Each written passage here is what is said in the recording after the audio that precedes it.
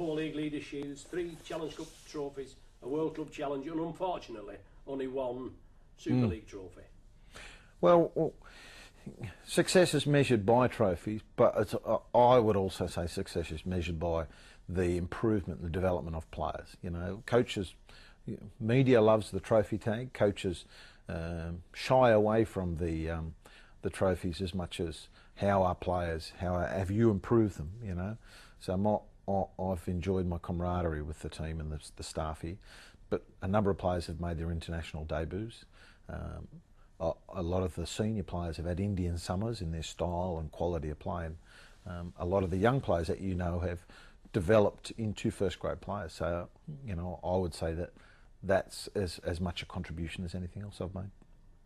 I know that was a general comment, but like I said, just to look back at your achievements, May 2005 you was appointed. I know you keep your finger on the pulse, both hemispheres. Now, what were your thoughts when you was approached by Saints in the first place?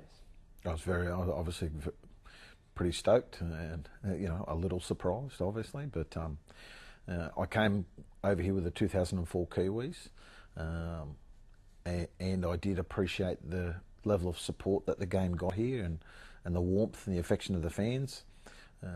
And I sort of went, well, this would be a nice competition to coach in. I never spoke to anyone, but I mean, I was like, this would be a good competition to play in. So when the opportunity was presented to me by Amy McManus, I was very interested. Now, the Challenge Cup, obviously one of your best competitions. You've only lost once the season you came, unfortunately, against Hull. Your only defeat, that's one that still hurts, isn't it? It's one that we will, it doesn't hurt, but it was one that you will always remember. You know, we know we didn't play well that day. Completely out of character, like 12 wins in a row, and then just had a game to forget, which happens every now and again. And in that first season, we topped the table again. Unfortunately, injuries took the toll. 2 playoff games.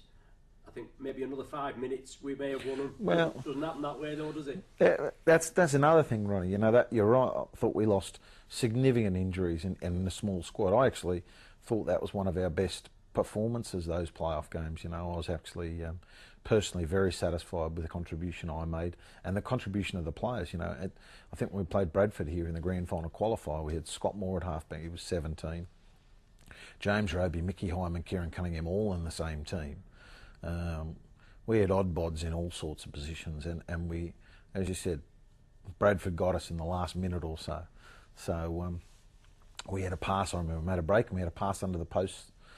You catch that ball, it ends differently. So I was very happy with 2005. Obviously we move on, 2006 onward, and it's all uphill.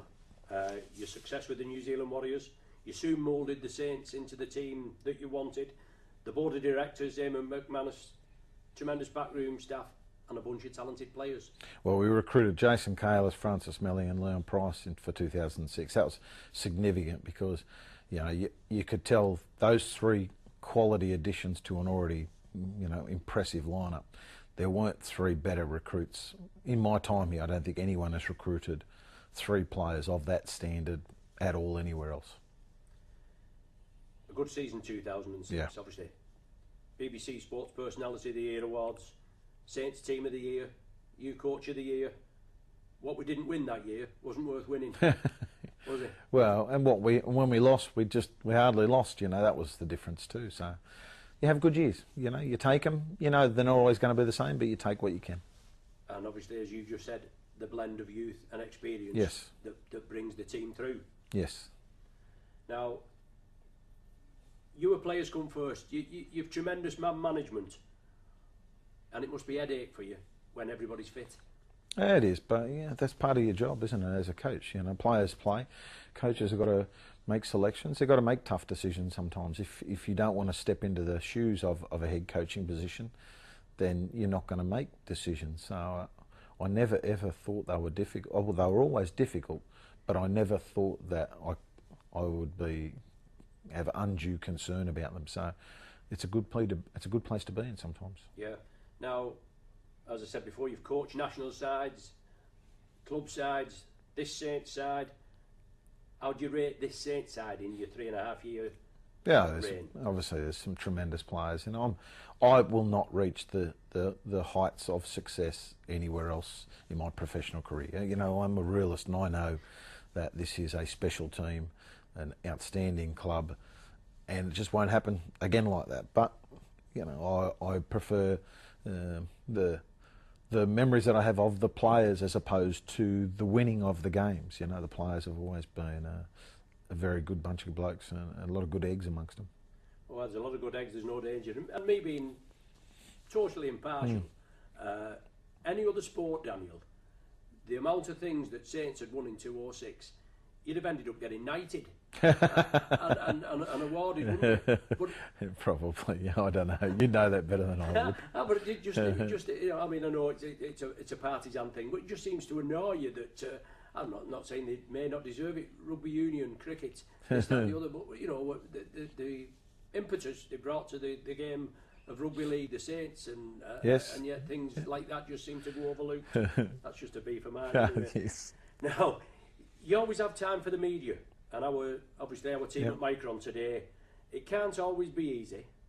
And for me, as I've said to you before, a mere peasant, it's been a privilege and an honour to be involved with you and the team of St.Helens. Thank you very I'd like much. to thank you very much on our behalf. And I I'm appreciate sure that. on all St.Helens' behalf. I thank very much. As I said, I've always thought it was a privilege to coach here.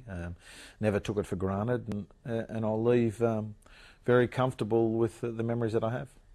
Yeah, you'll be a very hard act to follow, Daniel. All the very best to you and your family for the future. Enjoy your well-earned Thank you. holiday in America, en route to home. You'll soon get a job when you get back. In It's Australia, the way it won't is. you? You'll always have fond memories of St. Helens, won't you? Oh, very much so. I've made some great friends here, and I've coached a wonderful team here, and I've had the support of the community since I've been here, and I'm very grateful for it. And you never know what turns up to you in the future. No one told me 5 years ago I'd be at St. Helens for 3.5 years, and I would have walked the steps of Wembley, and I wouldn't have believed you if you said that 5 years ago to me. So I never say anything about what may happen. You just sort of take each day and each year as it comes. And a well-earned rest, which is, there must be a tremendous amount of pressure. You don't look like a bloke that takes pressure, but it must be there, and you're glad for this now, like I say, 8 years on the road, and it's just time for us to go home, that's it. And there's a lot of pressure, very much a lot of enjoyment with it, but there's pressure with any job, I guess. Well, I don't mind having a break from it for the next couple of months, that's for sure. Thank you very much.